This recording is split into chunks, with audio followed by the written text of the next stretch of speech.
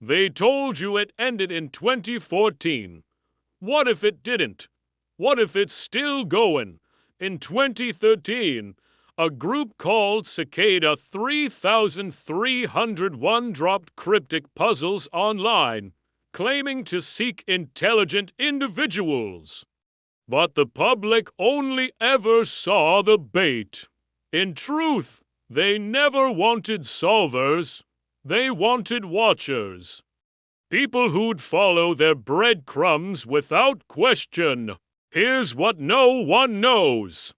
There was never a 3301.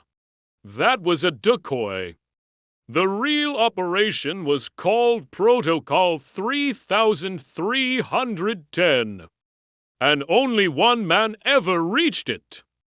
His name was Alexei Vurin.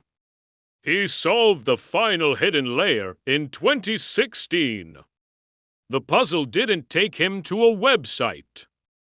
It activated something in his device, a frequency 13.33 megahertz. The signal only plays at 3:31 a.m. once every 10 days. It contains a voice, not human, not machine, something in between.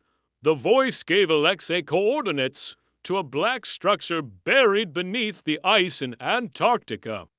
A structure so old that it predates Sumerian writing, covered in symbols that nobody can decipher.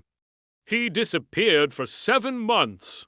When he returned, his eyes were black, not like darkness, but like mirrors. He never spoke again.